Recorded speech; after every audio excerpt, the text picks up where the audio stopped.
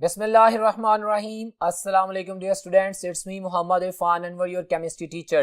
Well dear students, today we are going to take the last lecture of MDCAT, that is lecture number 18.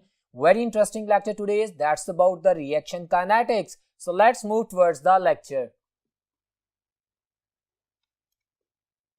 Well dear students, सबसे पहले हमेशा की तरह हम आज देखेंगे कि आज के लेक्चर में जो कोर्स कंटेंट है एमडीकैट के पॉइंट ऑफ व्यू से वो कौन से हैं। वो आपके सामने स्लाइड मौजूद है, मैं उनको डिस्कस कर रहा हूं। आप स्लाइड पे देख सकते हैं हमारे पास जो फिजिकल केमिस्ट्री का यूएचएस टॉपिक 8 है, जिसमें रिएक्शन काइनेटिक्स की बात करेंगे आज के लेक्चर में। उसमें जो सबसे पहले कंटेंट में बात करता है, कहता है construct and use the rate equation of the form. वो रेट इक्वेशन की बात करता है, डेफिनेटली रेट लॉ को डिस्क्राइब करेंगे। फिर काइनेटिक्स की बात करेंगे, फिर बात करता है with a special emphasis on the zero order reaction, the first order reaction and the second order reaction. It is not talking about the third order reaction. Okay, फिर उसके बाद वो बात करता है show understanding that the half life of the first order reaction is independent of the initial concentration. Okay, well my dear students, reaction kinetics है। हम इस लिस्ट में मौजूद तमाम कंटेंट्स की बात करेंगे, एंजाइम्स की बात करेंगे, कैटालिस्ट की बात करेंगे और डेफिनेटली एक्टिवेशन एनर्जी की भी बात करेंगे और वो तमाम फैक्टर्स जो इनसे रिलेटेड है उन सब की बात की जाएगी। बहुत इंटरेस्टिंग लेक्चर है। Let's move towards the board. आप देख सकते हैं सबसे पहले बोर्ड पे आपके सामने रेट ऑफ रिएक्शन को मैंने डिफाइन किया है। हम लोग रिएक्शन काइनेटिक्स पढ़ने जा रहे हैं कि केमिकल रिएक्शन होता है जब दो रिएक्टेंट्स मिलकर प्रोडक्ट बनाते हैं तो क्या प्रोसीजर्स होते हैं, कितने स्टेप्स होते हैं, कौन सा इफेक्ट किस स्टेप पे ज्यादा होता है और किस स्टेप की वजह से हमारे पास speed of the reaction decide होती है। ये सारी बातें रिलेटेड है, लेकिन सबसे पहले रेट ऑफ अ रिएक्शन आपके सामने आप डेफिनेशन देख सकते हैं। The change in the concentration of a reactant or a product. If I am talking about the reversible reaction, of course, yeah, even I am talking about the forward reaction. मैं with the passage of time देखता हूँ कि जो reactants थे वो कितनी product में convert हुए हैं। Definitely, तो concentration of the reactant or the product per unit time is called the rate of reaction. इसकी बड़ी simple expression आपके सामने है, आप देख सकते हैं। मैंने इसको ये definition इसको verdict किया है, change in the concentration per unit time. इसको मैंने एक्सप्लेन किया in the form of formula delta C over delta T, where C is the concentration। मेरे पास जो C2 फाइनल कॉन्सेंट्रेशन में से माइनस कर देंगे इनिशियल कॉन्सेंट्रेशन रिएक्टेंट की और after T2 minus T1 delta T आ जाएगा। तो ये delta C over delta T मेरे पास रेट ऑफ अ रिएक्शन बताता है। रेट मीन कितनी देर लगेगी, कितना टाइम लगेगा, एक रिएक्शन जो होता है उसे कितनी देर लगती है और वो कितनी देर में कितना रिएक्शन कंप्लीट होता है। Simple, delta C over delta T, that is the rate of a reaction. अब ये बहुत इंपॉर्टेंट पॉइंट्स हैं, इसके यूनिट्स भी मैंने लिख दिए। If I am talking about the general rate of reaction, these are MCQs. हमेशा की तरह जैसे मैं लेक्चर में कहता हूं तो everything which is being written that is an MCQ. तो इसके यूनिट्स आपको पता होना चाहिए, दैट इज मोल पर डेसीमीटर क्यूब पर सेकेंड। तो डेफिनेटली कॉन्सेंट्रेशन के यूनिट मोल पर डेसीमीटर क्यूब होते हैं, टाइम सेकंड होता है तो ऊपर जाके पर सेकंड हो जाएगा। It's very simple, definitely you are going to describe that. अब जब रेट ऑफ रिएक्शन की बात करते हैं, हमने रिएक्शन काइनेटिक्स पढ़ना है। यहां पे हमने किसी भी एक केमिकल रिएक्शन की पूरी डिटेल पढ़नी है स्टेप वाइज, किसी एक खास लम्हे में, फिर दो टाइम इंटरवल्स में एंड कॉन्सेंट्रेशंस के साथ भी जो रेट से एसोसिएटेड डेफिनेशंस है आपके सामने है। Watch this. मैंने कहा था every related data must be shared and discuss, क्योंकि एमडीकैट में क्वेश्चंस पूछे जाते हैं। मैंने लिखा इंस्टेंटेनियस रेट। आप जानते हैं इंस्टेंटेनियस का मतलब है किसी एक खास लम्हे में, किसी एक टाइम इंटरवल में, किसी एक स्पेसिफिक टाइम में किसी भी केमिकल रिएक्शन को देखो उस वक्त उसकी स्पीड क्या होगी। That is the instantaneous rate of a reaction. See the definition, the rate of a reaction at a specific time interval, that is called as instantaneous rate of reaction। अब इससे related बातें बड़ी interesting है। ये जो दो points हैं, these are the two MCQs, very simple।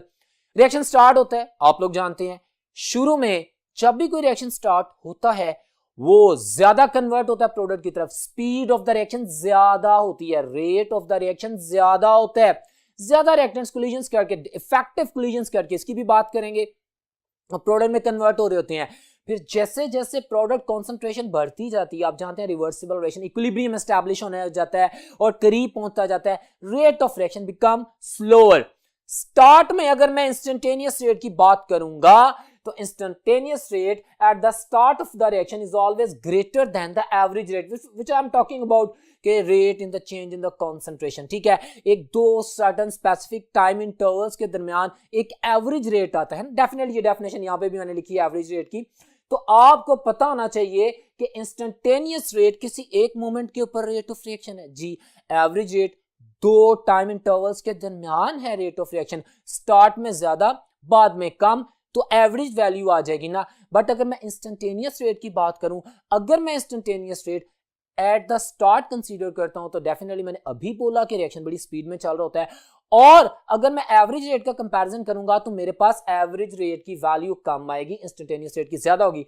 और अगर मैं delta T approaches to zero, delta t is zero means it approaches to zero, very small interval of time, got it, very small interval of time, मतलब एक इस movement पे आपने किसी एक सर्टेन मूवमेंट पे इंस्टेंटेनियस रेट लिया है और साथ ही very small intervals of time के बाद आपने दूसरा रेट चेक कर दिया है, तो delta T approaches to zero, तो उस वक्त क्या होगा, जो इंस्टेंटेनियस रेट होगा वो almost equal to the average rate होगा। क्लियर होगा? ये दो जो बातें मैंने की हैं, these are being asked in the form of MCQs, that's why इस सिंपल से कॉन्सेप्ट को भी एलैबोरेट कर दिया है so that you can easily answer that. अब बात करते हैं हम रेट लॉ की। What is rate law? हम जैसे गुडबर्ग्स एंड वेग्स लॉ कहते हैं ना, जिसे हम लॉ ऑफ मास एक्शन भी बोलते हैं, कि rate of a chemical reaction is directly proportional, forward reaction कह लें, बैकवर्ड रिएक्शन कह लें, जो भी आप रिएक्टेंट कंसीडर करेंगे, बैकवर्ड रिएक्शन में प्रोडक्ट्स हमारे रिएक्टेंट बन जाएंगे, फॉरवर्ड में रिएक्टेंट्स रिएक्टेंट कहलाएंगे। फॉर योर अंडरस्टैंडिंग मैं एक एक्सप्रेशन देता हूं, A + B and C + D। तो आप देखिए rate of a chemical reaction हम जानते हैं directly proportional to the product of the concentrations of the active masses of the reactants. I am defining the same data. Clear हो गया? अब उसके जो नंबर ऑफ मोल्स होते हैं दैट बिकम द एक्सपोनेंट्स। तो ये मेरे पास एक construction of the rate equation भी आ जाती है, जो आपके एमडीकैट के वर्ड में बोला गया ना, रेट इक्वेशन। तो ये रेट इक्वेशन एक्सप्लेन करती है कि हमारे पास rate of any chemical reaction that is directly proportional, forward direction में या बैकवर्ड डायरेक्शन में, उसकी डिस्क्रिप्शन में कर चुका हूं, no need to get confuse. For example मैं रिवाइज कर देता हूं, अगर मैं बैकवर्ड डायरेक्शन की बात करता तो मेरे पास एरोहेड यहां से इस तरफ जाता, तो फिर मेरे पास रिएक्टेंट सी एंड डी होते, तो फिर मेरे पास फैक्टर सी एंड डी यहां पे आता। मैं जनरल रिप्रेजेंटेशन कर रहा हूं, you are very well aware of that, इसको हमने पहले भी पढ़ा हुआ है, काफी डिटेल में पढ़ा हुआ है, इसको मैं एक्सप्लेन कर रहा हूं। हमारे पास rate is equal to the K, where K is the rate constant. ठीक हो गया, ये मैंने रेट इक्वेशन कंस्ट्रक्ट कर दी, रेट कांस्टेंट एक्सप्लेन कर दिया। अब एक वर्ड आता है, ये मैंने लिखा है स्पेसिफिक रेट कांस्टेंट, और वेलोसिटी कांस्टेंट भी इसको बोलते हैं। ये क्या चीज है सर? ये रेट कांस्टेंट ही है। कौन सा रेट कांस्टेंट? हाँ, ये पॉइंट है। अगर तो मेरे पास concentration of the reactants unity आ जाए, let's suppose for your understanding मैं ये भी 1 कंसीडर करता हूं, ये भी 1 कंसीडर करता हूं, 1 मल्टीप्लाइड बाय 1 आंसर 1 आएगा, तो क्या होगा कि rate of a chemical reaction वही होगा जो कांस्टेंट की वैल्यू आ रही है। क्लियर है? So that rate constant at which the concentration of the reactant is unity. See the definition, the rate constant of a reaction when the concentration of the reactant is unity, जिसको मैं बार बार बोल रहा हूं, that is called as the specific rate constant or the velocity constant। अच्छा, rate constant आपको पता है कि हमारे पास different chemical reaction, rate constant always remain constant. Clear है? और इन जनरल हम अगर प्रीवियस एमडीकैट के लेक्चर को मैं इससे लिंक करके एक बड़ी इंपॉर्टेंट लाइन बोलने लगा हूं, हमने पढ़ा था केमिकल इक्विलिब्रियम में, माय डियर स्टूडेंट्स, हमारे पास सिर्फ टेम्परेचर एक ऐसा फैक्टर होता है कि जिसकी वजह से इसकी पोजीशन वगैरह चेंज हो जाती है, वैल्यू भी चेंज होती है।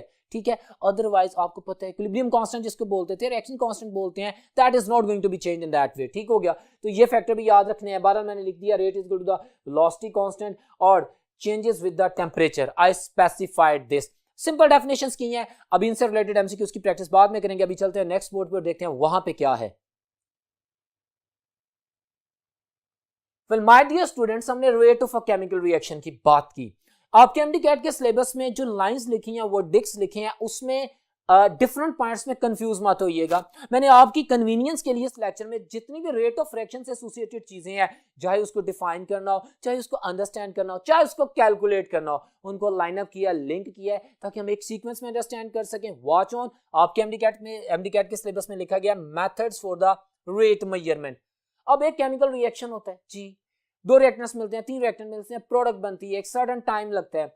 अब मुझे कैसे पता चलेगा कि ये रिएक्शन स्लो है, ये रिएक्शन फास्ट है, ये रिएक्शन वेरी फास्ट है? वो अलग फैक्टर है जो मैं जानता हूं कि हमारे पास सारे कंपाउंड की रिएक्टिविटी ज्यादा होती है, लेकिन क्या वैल्यू आती है, कितना टाइम इन एक्चुअल लगता है, उसका अंदाजा करने के लिए मेरे पास एमडीकैट है ना, तो मैं वो तमाम डिस्क्रिप्शन क्लियर करता हूं। मेथड्स हैं, तरीकाकार है, 2 तरह के मेथड्स हैं, फिजिकल मेथड भी होता है और केमिकल मेथड भी होता है। The best method MDCAT के सिलेबस में लाइन लिखी है, discuss the best method that is the physical methods. हमारे पास इसके इंस्ट्रूमेंटेशन यूज होती है, हमारे पास टाइम टू टाइम हमें number of moles of reactant और प्रोडक्ट को चेंज नहीं करना पड़ता, रिएक्शन को स्टॉप नहीं करना पड़ता। We can calculate with the help of the instruments which I am going to discuss in front of you. Watch this, this is the best method. अब फिजिकल मेथड्स मेरे पास जो मैं नाम लिखे हैं उनको मैं वन बाय वन एक्सप्लेन कर रहा हूं, एमडी कैट में पूछे जाएंगे, आपको पता होना चाहिए, मैं एक्सप्लेन कर रहा हूं। Watch this. सबसे पहला मेथड मैंने लिखा है spectrometry. What do you mean by that? You are going to pass certain kind of the light radiations, yes. You are going to develop a spectrum, okay, which is being noted by a spectrometer, yes. And on the basis of that, I'm defining the rate of reaction, D. How can I define? Listen, it's physical method. You're not performing any kind of that physical method का ये मतलब नहीं है कि chemical reaction नहीं हो रहा. It means you are not intruding the chemical reaction by adding some chemical or not. You are just proceeding a reaction and you are putting a kind of radiation. Spectrometry में आप खास तरह की radiations कौन से मैं लिख दी हैं, आप अल्ट्रावायलेट रेडिएशन या विजिबल या इंफ्रारेड रेडिएशन, अब उसकी एब्जॉर्प्शन होगी। Just imagine my dear students, reactants पड़े हैं जी, उसके ऊपर रेडिएशन फेंकी। हमारे पास एक खास तरह का रिएक्टेंट था या दो तीन तरह के रिएक्टेंट्स थे, उन्होंने एक सर्टेन अमाउंट ऑफ और टाइप ऑफ रेडिएशन, टाइप भी और अमाउंट ऑफ रेडिएशन को एब्जॉर्ब किया। हमारे पास वैल्यूज आ गई, स्पेक्ट्रोमीटर ने बता दिया, मैंने रिएक्शन स्टार्ट कर दिया। अब मैंने दोबारा ऑब्जर्व करना शुरू किया with the specific time intervals, because when I am talking about the rate of a chemical reaction there must be the discussion of the difference in time, time intervals के साथ कितनी चेंज आती है, तो definitely product बनती जाएगी। अब पहले मेरे पास एक खास वैल्यू आई थी कि रिएक्टेंट्स ने इतनी रेडिएशन ऑब्जर्व की, ये वाली। थोड़ी देर बाद मैंने देखा कि यार अब रेडिएशंस जो हैं वो उनकी एब्जॉर्प्शन कम होती जा रही है जी, ओके। इसका मतलब है इतने टाइम में ये जो रिएक्टेंट्स हैं अब वो प्रोडक्ट में कन्वर्ट हो गए हैं, क्लियर। और या मैंने ये ऑब्जर्व किया कि प्रोडक्ट जो बनी है अब वो डिफरेंट टाइप ऑफ रेडिएशंस को एब्जॉर्ब करना शुरू हो गई है। तो जब मैं इन रेडिएशंस की एब्जॉर्बेंस देखता हूं तो मेरे पास स्पेक्ट्रोमेट्रिक वैल्यू आ जाती है, जिससे rate of a chemical reaction का अंदाजा लगाया जा सकता है। वैल्यू को पुट इन करें, टाइम स्पैन को चेंज करें, डेल्टा सी और डेल्टा टी पुट इन करें, आपके पास रेट ऑफ रिएक्शन आ जाता है। This is one of the best physical method. Physical methods are very good method to calculate the rate of a chemical reaction. अब दूसरे की बात करते हैं कंडक्टिविटी, इलेक्ट्रिकल कंडक्टिविटी से फाइंड आउट करते हैं। लेट्स सपोज मेरे पास रिएक्टेंट में से या प्रोडक्ट में से कोई ऐसा एक कंपाउंड है जो आयनाइज होता है, जो इलेक्ट्रिकली कंडक्टिव होता है, जो इलेक्ट्रिकल कंडक्टेंस करता है। ओके, लेट्स सपोज मैंने रिएक्शन स्टार्ट होने से पहले करंट पास ऑन किया और मैंने देखा इतनी कंडक्टिविटी हुई, फिर मैंने रिएक्शन स्टार्ट करवा दिया। अब मैं सिंपल करंट पास ऑन करता जाऊंगा डिफरेंट टाइम इंटरवल्स में, और मेरे पास जैसे जैसे कंडक्टिविटी डिक्रीज होगी, या रिएक्टेंट अगर नॉन कंडक्टर है तो प्रोडक्ट कंडक्टर बन रही है, लेट्स सपोज, या कंडक्टिविटी इंक्रीज होगी, तो मैं उधर से अंदाजा लगा लेता हूं कि भाई इतनी देर में इतने रिएक्टेंट्स कंज्यूम हो गए हैं या इतनी देर में इतने प्रोडक्ट्स बन गए हैं। So this is the method, is a physical method to calculate the rate of a chemical reaction. I can assume the change in the concentration of the reactants और the products to calculate the rate of a chemical reaction. Clear है? अब बात करते हैं dielectrometry की। Dielectrometric method is a very interesting method. ये MD CAT का question बहुत दफा पूछा गया है कि ये स्मॉल वॉल्यूम चेंज की बेसिस के ऊपर extent of a chemical reaction को बताता है। और ये देखें, relation change in volume is directly proportional to the extent of a reaction. Very simple, मेरे पास सर्टेन वॉल्यूम है रिएक्टेंट्स का जी, फिर थोड़ी देर बाद प्रोडक्ट्स बन रही है जी, चाहे मैं रिएक्टेंट्स को कंसीडर कर लूं चाहे मैं प्रोडक्ट को कंसीडर कर लूं, और मैं देखना शुरू कर दूं कि इतने टाइम के बाद रिएक्टेंट्स के इतने वॉल्यूम डिक्रीज हुआ है या प्रोडक्ट्स का इतना वॉल्यूम इंक्रीज हुआ है, तो चेंज इन वॉल्यूम आया ना, तो उससे मुझे भी rate of the chemical reaction का अंदाजा हो जाता है। Another physical method is the refractometry method. ये देखें, depends upon the changing values of the refractive index. You better know what is refractive index. आप फिजिक्स में इसको डिटेल में पढ़ते हैं, आप हर मटेरियल का रिफ्रैक्टिव इंडेक्स कैलकुलेट करते हैं और लाइट की रिफ्रैक्शन से आप अंदाजा लगा लेते हैं। अच्छा, आपके पास एक खास वैल्यू एक रिएक्टेंट के रिफ्रैक्टिव इंडेक्स की है। ओके, आपके पास जो इंफॉर्मेशन आती है, जो डाटा आता है मशीन के जरिए, आप उसे कैलकुलेट करते हैं। वही concept with the passage of time उसमें चेंज आती है। प्रोडक्ट्स का जो आता है वो डिफरेंट रिफ्रैक्टिव इंडेक्स आता है, आपके पास वैल्यूज डाइवर्सिफाइड होना शुरू हो जाती हैं, आपको वहां से अंदाजा होना शुरू हो जाता है कि इतने टाइम के बाद इतनी वैल्यूज चेंज हो रही हैं, मतलब इतनी देर में इतने रिएक्टेंट्स इतने प्रोडक्ट्स में कन्वर्ट हो रहे हैं। Same concept with respect to the time change in concentration को कैलकुलेट करते हैं। You are going to calculate the rate of a chemical reaction, simple. फिर उसके बाद आता है ऑप्टिकल रोटेशन मेथड। हमारे पास ये ऑप्टिकल रोटेशन मेथड सिर्फ उन केमिकल रिएक्शंस में यूज होता है जिसमें ईदर रिएक्टेंट और प्रोडक्ट और both of them they are optically active. Optically active क्या होते हैं कि वो जब उनके ऊपर लाइट रेडिएशंस फॉल करती हैं, प्लेन पोलराइज्ड लाइट फॉल करती है, तो उसको वो रोटेट करते हैं। ऑर्गेनिक केमिस्ट्री में मैंने आपको ऑप्टिकल आइसोमेरिज्म में बताया था कि हमारे पास पढ़ने वाली लाइट को या तो लेफ्ट साइड पे रोटेट किया जाता है लीवो रोटेटरी, या राइट साइड के ऊपर रोटेट किया जाता है डेक्स्ट्रो रोटेटरी। और यहाँ पे मैंने एक और बात बताई थी कि हर वो मटीरियल ऑप्टिकली एक्टिव होता है जिसमें कायरलिटी होती है, जिसमें कायरलिटी मीन उसके मिरर इमेजेस बन सकते हैं, उसके एंशियोमर्स बन सकते हैं।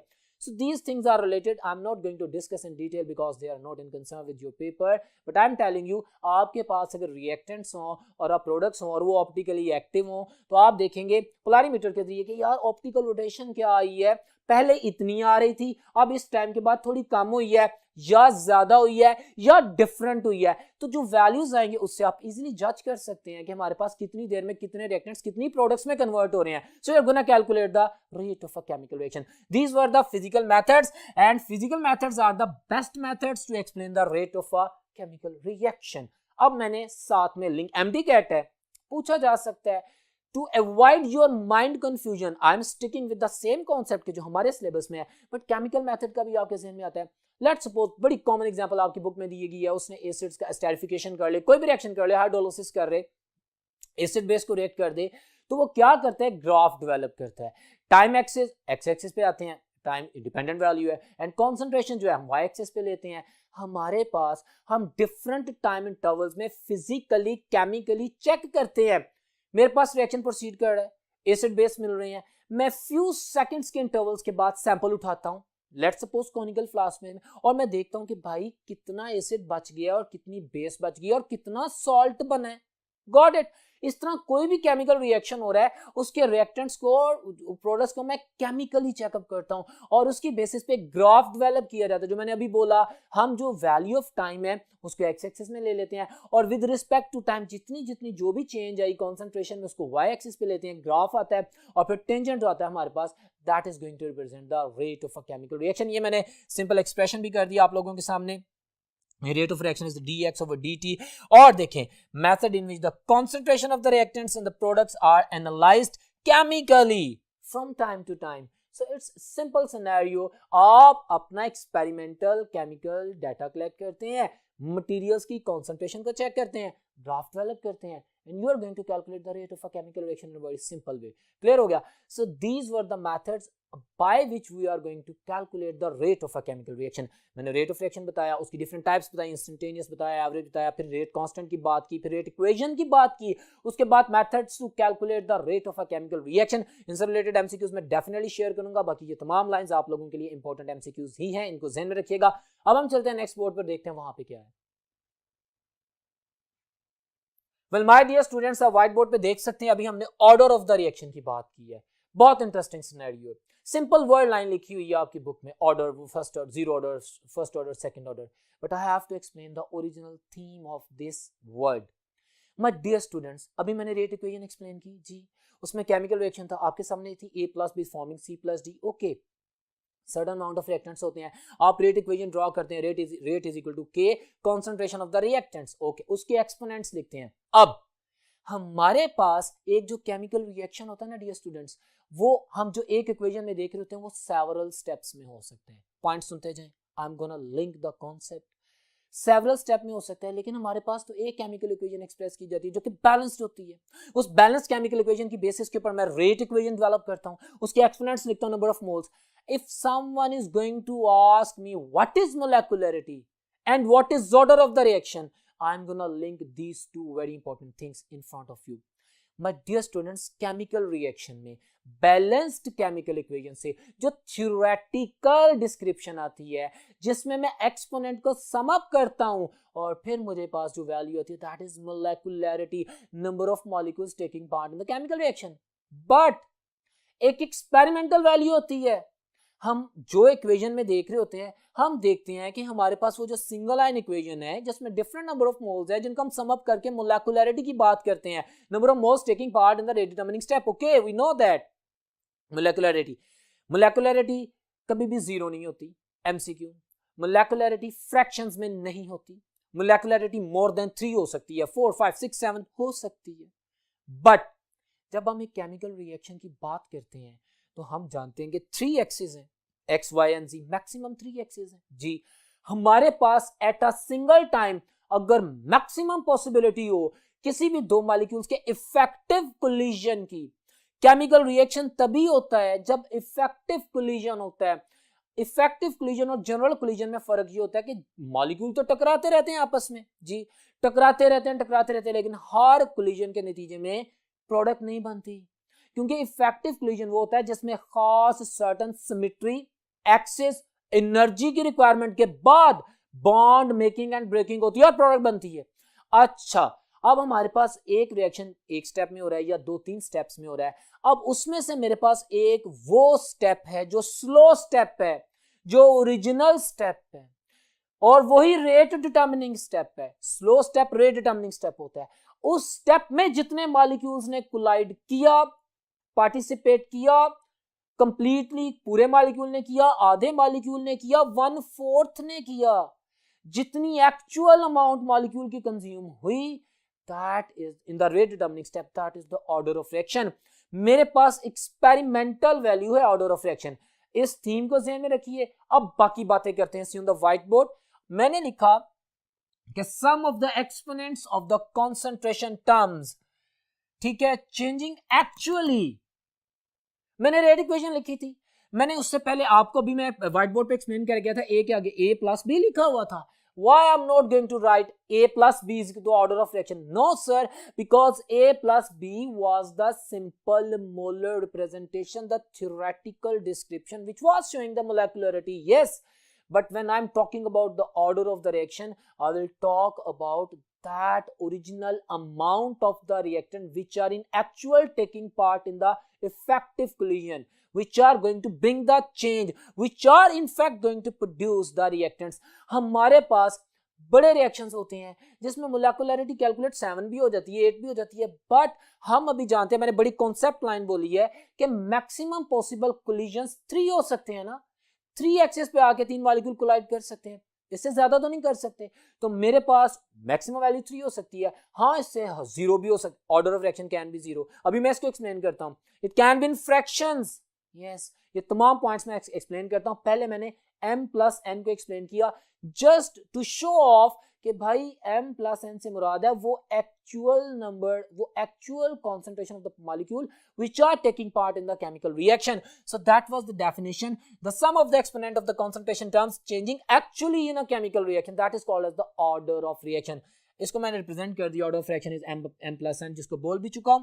अच्छा, ये सारे एमसीक्यूज सुने, ये ऑर्डर ऑफ रिएक्शंस की प्रॉपर्टीज है, जो भी समझ लें। It is an experimental value, बोला ना एक्सपेरिमेंटल वैल्यू, थ्योरेटिकल वैल्यू नहीं, रिएक्शन कैनेटिक्स से पता चलता है, ठीक है, रिएक्शन करवाने से पता चलता है।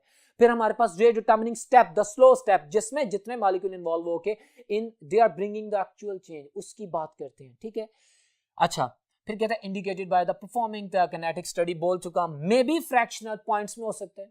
बड़ा पॉपुलर रिएक्शन है, एमडीकेट में क्वेश्चन पूछा जाता है, जैसे आप ऑर्गेनिक केमिस्ट्री में हैलोजिनेशन ऑफ अल्केन्स पढ़ के आए हैं, free radical substitution of alkanes पढ़ के आए हैं, उसमें आप जानते हैं ना होमोलाइसिस होता है, क्लोरीन मॉलिक्यूल Cl2 रिएक्शन में लिखा जाता है, बट उसका इनफैक्ट एक फ्री रेडिकल, एक एटम Cl2 के 2 मॉलिक्यूल्स में से एक एटम टूटता है, वो अटैक करता है, तो एक मॉलिक्यूल तो इन्वॉल्व नहीं है ना केमिकल रिएक्शन में, आधा मॉलिक्यूल है जी, उस आधे मॉलिक्यूल की वजह से उसका ऑर्डर भी आधा हो जाएगा कम।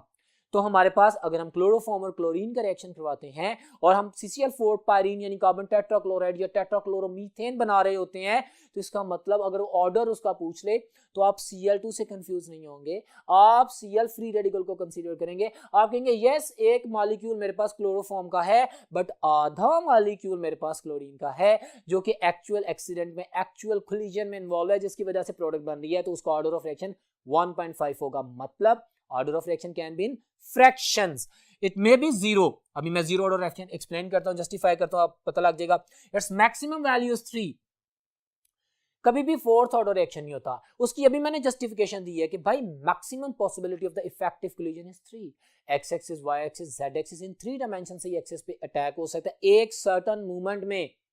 द सर्टन मूवमेंट में एक पॉसिबल कोलिजन, क्योंकि मैक्सिमम 3 साइड से हो सकता है, तो थर्ड ऑर्डर से ज्यादा कोई ऑर्डर ऑफ रिएक्शन नहीं होता। अब सुने, इसको मैंने क्लासिफाई कर दिया जीरो ऑर्डर रिएक्शन। अब देखें जीरो ऑर्डर रिएक्शन क्या है, zero, yes it can be zero, the reaction whose rate is independent of the concentration of the reactants. Sir, how it is possible? एक तो एग्जांपल मैंने लिख दिया, मैं कॉमन एग्जांपल की बात करता हूँ। रात का वक्त है, ट्रीज हैं, प्लांट्स हैं, उनके जो लीव्स हैं उनमें वाटर भी है, कार्बन डाइऑक्साइड भी है, लेकिन रिएक्शन तो नहीं हो रहा, ग्लूकोज तो नहीं बन रहा। रिएक्टेंट्स मौजूद हैं but they are depending upon a reagent which is in fact going to bring a change. अगर लाइट होगी जैसा कि दिन के वक्त होता है तो ही रिएक्शन होगा। रिएक्टेंट्स मौजूद हैं बट रिएक्शन नहीं हो रहा। Rate of a chemical reaction is depending upon the reactants, बिल्कुल नहीं, that is depending upon the condition. बड़े ध्यान से सुनिएगा, मैंने कैटालिस्ट का वर्ड नहीं बोला, 90% स्टूडेंट्स मिस्टेक करते हैं, सुन ले। Catalyst can not start a reaction, catalyst just speeds up the reaction, clear है, it just speeds up the reaction. Catalyst का वर्ड बोलने से आप एक काम करेंगे, आप जीरो ऑर्डर की बात नहीं करेंगे। अब आप क्वेश्चन देखें, आप कहेंगे सर ये कैटालिस्ट नहीं है, आप मोलिब्डेनम या टंगस्टन, अमोनिया और फॉस्फिन गैस को आप डिकम्पोज करके जीरो ऑर्डर बता रहे हैं। माय डियर स्टूडेंट, मैंने कहा एक तो ये कॉन्सेंट्रेशन पे डिपेंड नहीं करा, दूसरा ये कंडीशन रिक्वायरमेंट है। अगर ये होंगे तो रिएक्शन होगा, अगर नहीं होंगे तो रिएक्शन नहीं होगा। They are not catalyst, they are the conditions, लाजमी रिक्वायर्ड हैं। कैटालिस्ट के बगैर रिएक्शन होता रहता है लेकिन स्लो होता है, कैटालिस्ट के ऐड करने से रिएक्शन स्पीड अप हो जाता है, लेकिन ये जो मैंने एग्जांपल्स दिए हैं इनके बगैर रिएक्शन ही नहीं होगा। मतलब ये कंडीशंस रिक्वायर्ड हैं, अगर ये होंगी तो रिएक्शन होगा, भले जितने मर्जी रिएक्टेंट्स पड़े रहें, they are not going to convert into the product, reaction नहीं हो रहा। सो ऐसे तमाम chemical reactions in which the reaction whose rate is independent of the concentration of the reactant, they are depending upon the condition, they are called as the zero order reactions. ये points देखें। अब आपके सामने इस representation को करने का मकसद क्या है। दिस इज MDCAT, जैसा मैं हमेशा बोलता रहा हूं, वॉच दिस।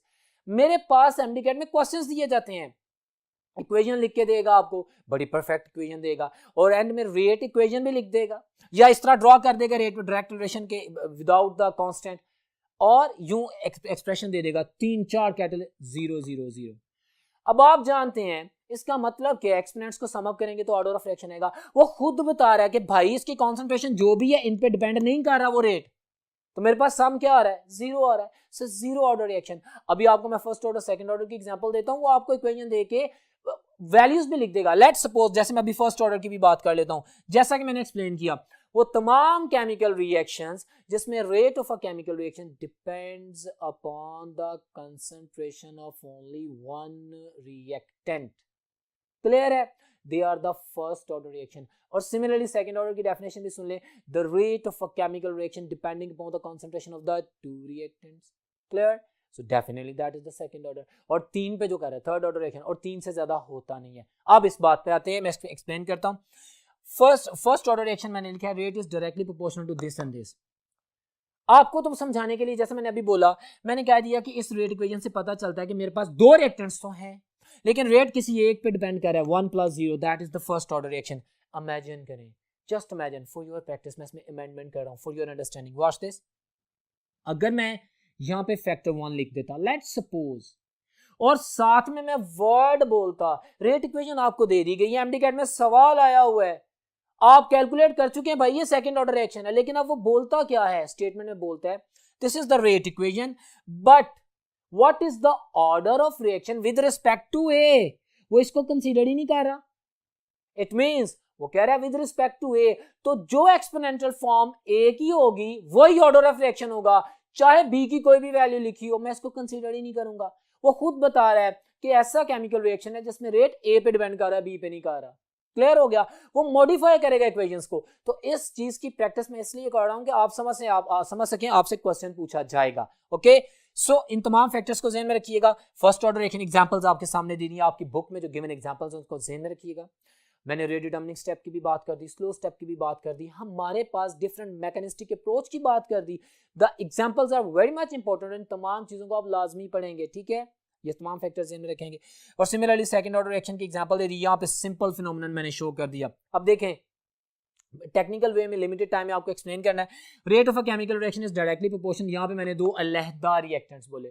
सर अभी आपने डेफिनेशन बोली थी, the rate of a chemical reaction which depends upon the two reactants. Okay, आपकी ये बात यहाँ पे तो सही साबित हो रही है, ठीक हो गया, एक्सपोनेंस को 1+1 कर देंगे, ठीक है सेकंड ऑर्डर। ये जो आपने एग्जांपल दी है, यस, इसमें मैंने H2 + I2 लिखा, ओके, यहाँ पे तो मॉलिक्यूल तो एक ही है सर, ओके, मैंने मॉलिक्यूल बोला था ना दो, आप इसको एक मॉलिक्यूल कह रहे हैं। It is one type of molecule, HI is one type, लेकिन एक्चुअली रिएक्शन में मॉलिक्यूल दो यूज हो रहे हैं।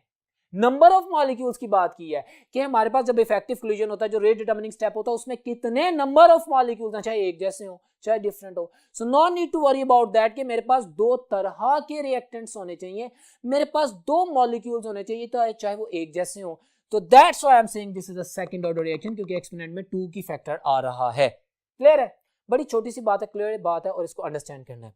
And similarly pseudo first order, the beautiful thing in front of you. मैंने सेकंड ऑर्डर रिएक्शन की बात की, एग्जांपल देखें आपके सामने लिखी है, इसमें एमडीकेट का क्वेश्चन आता है। मैंने मतलब सुक्रोज है, उसको हाइड्रोलिसिस किया, हाइड्रोलिसिस इन जनरल, हाइड्रोलिसिस आप लोगों की बुक में और ए लेवल्स में वर्ड हाइड्रोलिसिस बोला गया है, ठीक है, लेकिन उसके अलावा भी रिएक्शंस हो सकते हैं। मैं कोई भी reaction, simple, just watch this my dear student, मैं ऊपर वाले रिएक्शन में किसी की एग्जांपल कर देता हूं। लेट्स सपोज मैंने सिंगल रिएक्टेंट्स लिखे हैं, कोई भी दो रिएक्टेंट्स, 3 रिएक्टेंट्स, 4 रिएक्टेंट्स आ जाएं और कहा यह जाए कि हमारे पास दो रिएक्टेंट्स में से एक रिएक्टेंट एक्सेस में है। हाइड्रोलिसिस में पानी बहुत सा यूज होता है ना, एसिड या बेस डालते हैं, एसिड हाइड्रोलिसिस या बेस हाइड्रोलिसिस करते हैं। मिसाल के तौर पे जैसे चीनी को पानी में डिसॉल्व करा है, बहुत ज्यादा पानी है, रिएक्शन तो हो रहा है जी। रिएक्शन में अगर मैं देखूं तो मेरे पास पानी के बगैर रिएक्शन नहीं हो सकता, इस पे डिपेंड करता है, बिल्कुल करता है rate of a chemical reaction, लेकिन और सुक्रोज पे भी करता है, यस ये होगा तो रिएक्शन होगा ना।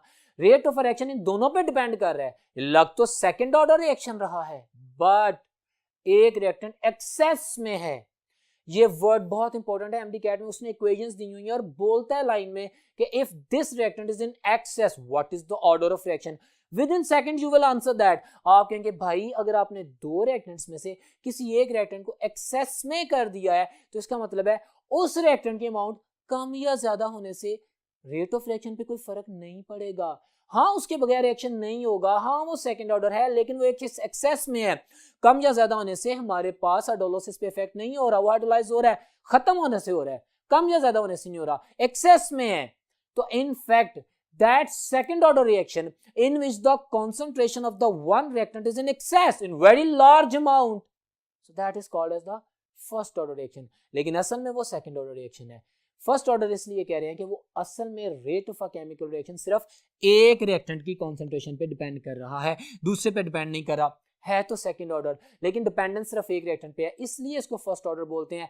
चूंकि सेकंड ऑर्डर है, बिहेव फर्स्ट ऑर्डर कर रहा है, इसको स्यूडो यानी झूठा, स्यूडो फर्स्ट ऑर्डर रिएक्शन भी बोलते हैं। सो ऑर्डर ऑफ रिएक्शन के हवाले से इन कॉन्सेप्ट्स को ध्यान में रखिएगा, इन पॉइंट्स को ध्यान में रखिएगा। अब हम नेक्स्ट बोर्ड पे चलते हैं और देखते हैं कि वहां पे हमारे पास क्या इंफॉर्मेशन है। वेल डियर स्टूडेंट्स, आप व्हाइट बोर्ड पे देखें, ऑर्डर ऑफ रिएक्शन से रिलेटेड बहुत सी बातें की, कॉन्सेप्ट को क्लियर करने की कोशिश की, एमडीकैट के क्वेश्चंस की एग्जांपल्स के साथ। अब हम बात करते हैं उससे रिलेटेड डाटा जो कि आपकी बुक में पूछा गया, आपके सिलेबस में, एमडीकैट के सिलेबस में पूछा गया है। Watch this, methods for the measurement of the order of reaction. Detail नहीं है किसी की इतनी, लेकिन आपसे पूछ सकता है, आपसे नाम पूछ सकता है, आप लोगों की बुक में हाईलाइट है, आप लोगों को पता होना चाहिए, तो आपने नाम मेमोराइज करने। जैसे हमने रेट ऑफ रिएक्शंस के मेथड्स की तो डिस्क्रिप्शन की ना, बिल्कुल इसी तरह ऑर्डर ऑफ रिएक्शंस को कैलकुलेट करने के भी मेथड्स हैं, सामने लिखा हुआ है आपके सामने, method of hit and trial. मैं सिंगल लाइन में बोल देता हूं, जरूरत नहीं है इसकी, but you must be aware of in order to clear your confusion. आप अंदाजा लगाते हैं कि इस रिएक्टेंट पे डिपेंड कर रहा है कि इस पे कर रहा है, आप किसी एक की कॉन्सेंट्रेशन को चेंज करते रहते हैं, और हिट एंड ट्रायल आप अंदाजा लगाते हैं, एक्सपेरिमेंट्स करते हैं, और आपके जब एक्सपेरिमेंट्स रिजल्ट्स मैच कर जाते हैं किसी एक के बारे में, जिसे आप कह सकते हैं कि you are going to just imagine कि यार इसका ज्यादा है, इसका कम है, इसका इस पर डिपेंड करता है, इस पर नहीं करता, तो वो एक सिंपल सा मेथड है, that is not a scientific method. Clear है। नंबर 2 में मैंने लिखा है graphical method, you can draw the graph, और वहां से आप अंदाजा कर सकते हैं कि मेरे पास इस रिएक्टेंट की कॉन्सेंट्रेशन को अफेक्ट करने से क्या rate of a chemical reaction effect हुआ, अगर तो हुआ तो उस पर डिपेंड कर रहा है, अगर नहीं हुआ तो उस पर डिपेंड नहीं कर रहा। तीसरा मेथड है differential method. You are going to differentiate among the reactants के भाई ये जो रिएक्टेंट है इसकी कॉन्सेंट्रेशन इतनी थी, इसकी कॉन्सेंट्रेशन ज्यादा थी, इसको कम ज्यादा करने से क्या वैल्यू आई है। सो this is also method not in the part of the syllabus, but चूंकि नाम याद रखना है तो पता होना चाहिए। क्लियर है। उसके बाद है मेथड ऑफ लार्ज एक्सेस। जैसे मैंने अभी स्यूडो केस डिस्कस किया ना, स्यूडो फर्स्ट ऑर्डर रिएक्शन की बात की है। आप डिफरेंट केमिकल रिएक्शंस में आप ऑर्डर ऑफ रिएक्शन को फाइंड आउट करें, किसी भी एक रिएक्टेंट की कॉन्सेंट्रेशन बढ़ाते जाएं और फिर देखें कि उसको बढ़ा के बाकी बचने वाले रिएक्टेंट की कॉन्सेंट्रेशन को चेंज करने से क्या फर्क पड़ता है रेट पे कि नहीं पड़ता। तो फिर आप वहां से अंदाजा लगा सकते हैं कि अगर मेरे पास दो रिएक्टेंट्स थे तो अगर इन दोनों में से किसी एक की कॉन्सेंट्रेशन बहुत बढ़ा दी, उसको तो गेम से ऑफ कर दिया, उसको निकाल दिया, उसको हम कंसीडर नहीं कर रहे। अब जो दूसरा बच गया जो लिटिल अमाउंट में, उसकी वजह से रेट क्या इफेक्ट होता है कि नहीं होता, तो ये भी एक मेथड है जो कि आपके सामने नाम है आपके सिलेबस में जिसकी डिस्कशन की गई है, that is half life method. My dear students, बड़ा क्लियर आपकी बुक में लिखा हुआ है, this is MDCAT, I am not wasting your precious time, coming directly to the concern question, कि जिसकी बेसिस पे क्वेश्चन आते हैं। हम ऑर्डर ऑफ रिएक्शन किस तरह कैलकुलेट करते हैं ये हमने फिगर आउट किया हुआ है हाफ लाइफ मेथड से। डिराइव इक्वेशन आपके सामने मैंने लिख दी है। N is the order of reaction, T is the half life and A is the initial concentration. Let's suppose आपके पास दो रिएक्टेंट्स हैं, उसकी initial concentration A1 and A2 है और उसके अंदर T1 और T2 के अंदर सर्टन चेंजेस आती हैं। Got it. रिएक्टेंट्स को प्रोडक्ट्स में भी कह सकते हैं, प्रोडक्ट रिएक्टेंट का रिलेशनशिप भी कैलकुलेट कर सकते हैं। क्लियर है। तो ये अगर आप लोगों को ऑर्डर ऑफ द रिएक्शन जो फाइंड आउट करना है, हाफ लाइफ पीरियड का पता हो और साथ में इनिशियल कॉन्सेंट्रेशंस का पता हो दोनों यूनिट्स की, तो आप easily order of reaction find out कर सकते हैं। ये आपके सामने डेरिवेशन थी और यहां पे आप एक और चीज ऐड कर सकते हैं, यू कैन सिंपली ऐड +1। तो डियर स्टूडेंट्स आप देख सकते हैं n log T1 over T2 A2 over n +1, ये फैक्टर की डेरिवेशन में जो मैंने +1 भी ऐड कर दिया इसमें, जो कि इनफैक्ट इसकी डेरिवेशन थी। तो ये आपके पास वो इक्वेशन आती है कि अगर आपको हाफ लाइफ का पता हो, इनिशियल कॉन्सेंट्रेशन का पता हो, तो इस वैल्यूज में पुट करके आप ऑर्डर ऑफ रिएक्शन कैलकुलेट कर सकते हैं। This is a good method to calculate the order of reaction. अब ये तमाम फैक्टर्स ध्यान में रखें, इस इक्वेशन को जो कि करेक्टेड फॉर्म में आपके सामने मौजूद है इसको ध्यान में रखें। अब हाफ लाइफ पीरियड है क्या, इसको डिफाइन करते हैं। इससे रिलेटेड बड़े सिंपल से क्वेश्चंस आएंगे। आप लोगों को कॉन्सेंट्रेशन इनिशियल और फाइनल बता देगा कि इनिशियल कॉन्सेंट्रेशन ये थी, फाइनल कॉन्सेंट्रेशन ये थी। आप लोगों के पास टोटल टाइम इतना लगा इस अमाउंट से इस अमाउंट बनने तक, बताओ इसकी हाफ लाइफ कितनी है। तो आप वेरी सिंपल मेथड में कैसे कैलकुलेट करेंगे, आप हर स्टेप के मुताबिक, जो let's suppose 100 is your initial concentration, कहते हैं 25 इज द फाइनल कॉन्सेंट्रेशन और टोटल टाइम लगा है 8 घंटे 8 आवर्स। आप मुझे बताएं कि इस रिएक्शन में जो रिएक्टेंट दिया गया उसकी हाफ लाइफ कितनी है। पहले तो डेफिनेशन का पता हो कि हाफ लाइफ है क्या। वॉच दिस, हमारे पास the time required to convert half of a reactant into product, वो टाइम के जिसमें कोई भी एक रिएक्टेंट आधा रह जाए उस टाइम को हाफ लाइफ कहते हैं। 100 से मैं 50 पे आऊंगा, 50 से 25 पे आऊंगा। स्टॉप, आपने मुझे पहले 100 का, बाद में मुझे 25 कहा और वो मैंने अचीव कर लिया। 2 स्टेप्स में मेरे पास वैल्यू आ गई। आपने मुझे कहा टोटल टाइम लगा 8 hours, what is the half life. मैं टोटल टाइम को डिवाइड कर दूंगा स्टेप से, जितने स्टेप्स में मेरे पास वो डिजायर्ड कॉन्सेंट्रेशन आती है। 8 आवर डिवाइडेड बाय 2, तो मेरे पास क्या आंसर आता है 4 आवर्स। तो मैं कहूंगा इसकी हाफ लाइफ 4 आवर है। बिल्कुल इसी हाफ लाइफ से रिलेटेड MDCAT में क्वेश्चन कर सकता है। आपको हाफ लाइफ बता देगा, आपको कह देगा कि इस रिएक्शन की ये हाफ लाइफ है और मुझे बताओ, एक इनिशियल अमाउंट दे देगा, मुझे कहेगा कि लेट्स सपोज 100 अमाउंट दे देगा, कहेगा बताओ आप मेरे पास टोटल टाइम कितना लगेगा अगर मैंने 100 से 12.5 कंसंट्रेशन करनी है। तो मैं कहूंगा वेरी सिंपल, वही मेथड, मैं 100 से हाफ करूंगा 50, 50 का हाफ करूंगा 25, 25 का हाफ करूंगा 12.5 और जो हाफ लाइफ उसने मुझे बताई होगी, हाफ लाइफ तो चेंज नहीं होती ना डेफिनेटली। अच्छा, आप लोगों के सिलेबस में हाफ लाइफ का जो रिलेशन है ना, definitely that is talking about the concentration, the initial concentration, जो कि फर्स्ट ऑर्डर रिएक्शन की डिस्कशन की गई है। रेडियो एक्टिव डिके की बात की गई है जो कि फर्स्ट ऑर्डर काइनेटिक्स को डिपेंड करता है। हमारे पास जनरल एक्सप्रेशन में अभी आपको मैं एक्सप्लेन करता हूं, तो वो आप उन तमाम हाफ लाइफ्स को ऐड करके आंसर कर सकते हैं। अब वॉच दिस स्टेप दैट आप लोगों के पास time required to convert half life into the half of the reactants in the product, that is called as half life. अब ये एक्सप्रेशन जिसकी मैं बात कर रहा हूं, general expression, watch this, half life of the first order reaction, उसने emphasize किया सिर्फ फर्स्ट ऑर्डर रिएक्शन पे। हम सेकंड ऑर्डर भी पढ़ के आ गए, मैंने थर्ड ऑर्डर का भी आपको ब्रीफ इंट्रोडक्शन दे दिया। उसने कहा भाई मुझे हाफ लाइफ बात करनी है सिर्फ फर्स्ट ऑर्डर रिएक्शन की। फर्स्ट ऑर्डर रिएक्शन क्या होता है? Rate of a chemical reaction depending on the concentration of only one reactant. अब मैं इससे रिलेटेड एमसीक्यूज को एक्सप्लेन करने लगा। Watch this. मैंने पहले जनरल एक्सप्रेशन लिखा, हमारे पास half life n is the order of reaction, n is the order of reaction और a is the initial concentration. अगर मैं रिलेशनशिप इस तरह करूं कि जो ऑर्डर ऑफ रिएक्शन होता है उसमें से -1 कर दूं तो वो इनिशियल कॉन्सेंट्रेशन का रिलेशन आ जाता है हाफ लाइफ के साथ। अब देखो मैंने फर्स्ट ऑर्डर रिएक्शन के बारे में जो किनेटिक एक्सप्रेशन अचीव किया, ये भी नोटिफाई कर लें। आप लोगों की बुक में जो आप लोगों ने kinetic equation for the first order reaction deduce की है, कैलकुलेट की है, उसकी वैल्यू याद रखनी है। यहाँ पे मैं दूसरी दो वैल्यूज भी बोल देता हूँ। आपके पास सेकेंड ऑर्डर रिएक्शन की हाफ लाइफ 1/Ka, और जो थर्ड ऑर्डर है आपकी बुक में जो दिया गया उसकी बात करें 1.5/Ka², क्योंकि हम जानते हैं जो ऑर्डर ऑफ रिएक्शन है उसमें से -1 करेंगे तो इनिशियल कॉन्सेंट्रेशन का वो रेशियो आएगा। अगर मैं फर्स्ट ऑर्डर रिएक्शन की बात करूं जो कि एमडीकैट में पूछा गया तो हाफ लाइफ की एक्सप्रेशन ये है। अगर मैं इस फैक्टर को रिमूव कर दूं, ये याद रखिएगा इससे रिलेटेड क्वेश्चन आता है, वो आपके सामने एक इनिशियल कॉन्सेंट्रेशन इस पर डिपेंड ही नहीं कर रहा, 0 है तो के की वैल्यू दे देगा, आप कैलकुलेट कर देंगे। जो भी के की वैल्यू देगा आप इस फार्मूले में पुट इन करके हाफ लाइफ कैलकुलेट कर सकते हैं। एक बात होगी। अब दूसरी अहम बात की तरफ चलते हैं। T half life is directly proportional to 1/A0। क्या इस एक्सप्रेशन में देखें half life first order reaction की डिपेंड कर रही है इनिशियल कॉन्सेंट्रेशन पे? आप कहेंगे नहीं, ये लाइन लिखी है, half life of the first order reaction does not depend upon the initial concentration of the reactant. मैंने बात की थी रेडियो एक्टिव मटीरियल की।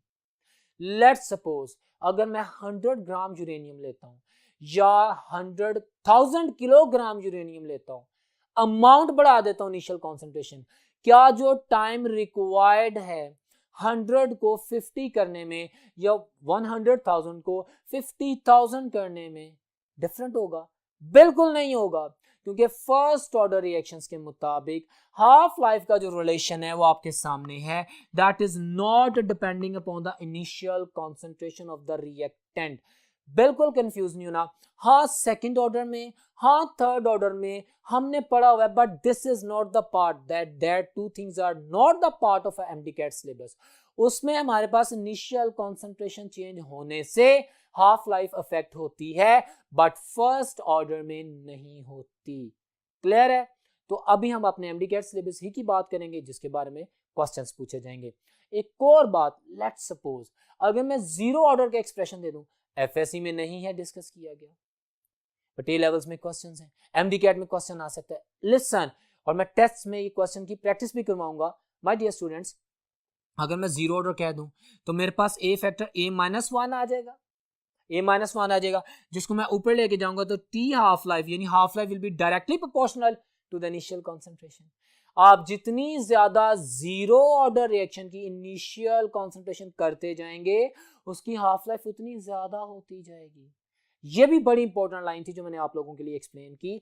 इसको आप जीरो ऑर्डर में फिट इन कर सकते हैं एफएससी स्टूडेंट्स, बेशक आपके सामने बुक में है या नहीं है। ये जनरल एक्सप्रेशन में यहाँ पे जीरो ऑर्डर लिखें, 0-1 करें, a-1 हो जाएगा, ये ऊपर जाके a हो जाएगा, ये डायरेक्ट रिलेशन में आ जाएगा। You can answer that also. Clear है? अब हम देखते हैं दूसरा फैक्टर, रेट कांस्टेंट के। हमने रेट इक्वेशन की बात की है, उसमें हमने इक्विलिब्रियम कांस्टेंट या रेट कांस्टेंट के को कंसीडर किया है, उसके डिफरेंट एक्सप्रेशन की बात की है, मैंने उसके फैक्टर बताए थे कि हमारे पास ये क्या क्या रोल प्ले करता है। अब यहाँ पे सिंपल 2 पॉइंट्स भी नोटिफाई कर लें, इसको सिंबलाइज किया कि इसे depends upon the order of reaction. ये असल लाइन थी। हमारे पास जो रेट कांस्टेंट है, it's a constant, yes, it is not going to be change, yes, but its units are changing by changing the order of reaction. Order of reaction पे depend करते हैं। बहुत इंपॉर्टेंट एमसीक्यू है। Rate constant के जो units हैं वो order of the reaction पे डिपेंड करते हैं, और जो ऑर्डर ऑफ रिएक्शंस के आपके एमडीकैट के सिलेबस में पूछेंगे आपको याद होने चाहिए। मिसाल के तौर पे मैंने लिख दिया है कि जीरो ऑर्डर रिएक्शन हो तो हमारे पास जो रेट कांस्टेंट है उसका यूनिट क्या होता है, मोल्स पर डेसीमीटर क्यूब पर second. My dear students, this is a very simple thing, और ये एमडीकैट में क्वेश्चंस पूछे गए हैं, that's why I am telling you. First order reaction है, इसके यूनिट होते हैं rate constant. First order reaction में रेट कांस्टेंट के यूनिट होते हैं पर सेकेंड, और इस तरह सेकेंड ऑर्डर रिएक्शन में हमारे पास वो फैक्टर नीचे से ऊपर आ जाएगा ना, तो मेरे पास dm-3 की बजाय dm प्लस आ जाएगा क्यूब में, और पर मोल पर सेकंड हो जाएगा। अगर थर्ड ऑर्डर रिएक्शन की बात करेंगे तो यहाँ पे dm+6 आ जाएगा, मोल -2 आ जाएगा, और पर सेकंड ही रहेगा, क्योंकि विद रिस्पेक्ट टू टाइम हमारे पास फैक्टर वही होता है। अब इससे रिलेटेड कुछ एमसीक्यूज की प्रैक्टिस करते हैं which will be extraordinarily helpful for you people. जी तो डियर स्टूडेंट, स्लाइड आप सब सामने देख सकते हैं, आपके सामने क्वेश्चन है, बहुत इंटरेस्टिंग क्वेश्चन है। क्वेश्चन की स्टेटमेंट है, in the zero order reaction the rate is independent of. अच्छा, rate is independent of in the zero order reaction, अभी इसकी डेफिनेशन की बात मैंने की थी। ऑप्शन ए में कहता है temperature of the reaction, option B में कहता है concentration of the products, option C में कहता है concentration of the reactants. Zero order reaction वो होता है जो किसी भी रिएक्टेंट की कॉन्सेंट्रेशन पे डिपेंड नहीं करता, उससे इंडिपेंडेंट होता है। So Charlie is my answer. Well dear students, इसी स्लाइड में आप एक और क्वेश्चन देख सकते हैं, Which of the following is the second order reaction? Second order reaction क्या होता है? जिसमें rate of a chemical reaction is depending upon the concentration of the two reactants, two molecules, ठीक है। तो अगर मैं अल्फा की बात करता हूं तो ये मैं डिस्कस कर चुका हूं कि ये हमारे पास हैलोजिनेशन हो रही है, हमारे पास फ्री रेडिकल सब्सटीट्यूशन हो रही है, ये 1.5 ऑर्डर है। ये भी मैंने इसलिए बोल दिया कि अल्फा ऑप्शन का भी ऑर्डर ऑफ रिएक्शन एक एमडीकैट के क्वेश्चन में पूछा गया था, जिसको मैं डिस्क्राइब भी कर चुका हूं। बहरहाल ये मेरा आंसर नहीं है, beta option is my answer. Nitric oxide और ऑक्सीजन मिलकर हमारे पास नाइट्रोजन डाइऑक्साइड बना रहे हैं। इसका अगर हम रेट देखते हैं तो ये सेकंड ऑर्डर रिएक्शन इन दो पे डिपेंड करता है। अगर मैं चार्ली की बात करूं, इसकी मोलेकुलरिटी तो आपके पास 8 आती है, but this is third order reaction. इसलिए मैंने कहा था कि आप लोगों को एमडीकैट में रेलेवेंट चीजों का भी पता होना चाहिए। Third order reaction is not being described in our MDCAT syllabus, but उसने जब एग्जांपल दे दिए, if you are aware about the third order reaction then you will be able to distinguish between कि कौन सा सेकंड ऑर्डर है, कौन सा थर्ड ऑर्डर है। तो ये मैं आपके एग्जांपल से जस्टिफाई कर रहा हूं। और डेल्टा की बात करें तो आपके पास हाइड्रोलिसिस हो रहा है, किसका? एस्टर्स का। मैं आपसे पूछ लेता हूं चारों डिस्क्रिप्शंस में, तो ये मेरे पास स्यूडो फर्स्ट ऑर्डर रिएक्शन था। मैंने तमाम ऑर्डर ऑफ रिएक्शंस भी बताए हैं। अल्फा मेरे पास 1.5 ऑर्डर है, आपके सामने है। बीटा मेरा आंसर है, उसने पूछा था सेकंड ऑर्डर रिएक्शन कौन सा है, so beta is my answer. और जो चार्ली है वो थर्ड ऑर्डर रिएक्शन है, और जो डेल्टा है that is pseudo first order reaction. तो ये चीजें भी आपको पता होनी चाहिए। एक और स्लाइड में आप क्वेश्चन देख रहे हैं, क्वेश्चन में उसने एक एक्सप्रेशन दी है, 2a plus b is going to form a product, ठीक है। If the reactant b is in excess, अब उसने एक्सप्रेशन दे दी है और 2a plus b कह रहा है। हम रेट इक्वेशन लिखेंगे तो a का स्क्वायर आएगा और b का कॉन्सेंट्रेशन तो आएगी, but rate of a chemical reaction is not depending upon the b, it is in excess। ये सारी वही डिबेट है जो मैं करके आया हूं, उसको ध्यान में रखें। क्वेश्चन कहता है the order of the reaction with respect to a is given rate law, उसने बता दिया। कहता है बताओ क्या आंसर है, आप कहेंगे अल्फा। सेकंड ऑर्डर रिएक्शन है क्योंकि ए स्क्वायर है, दो मॉलिक्यूल्स पे डिपेंड कर रहा है, इसका एक्चुअल एक्सपेरिमेंटल एक्सपोनेंट 2 है। सेकंड ऑर्डर रिएक्शन है, बी पे तो वो डिपेंड ही नहीं कर रहा क्योंकि वो एक्सेस में है। क्लियर है? So it was a beautiful question, alpha option is my answer.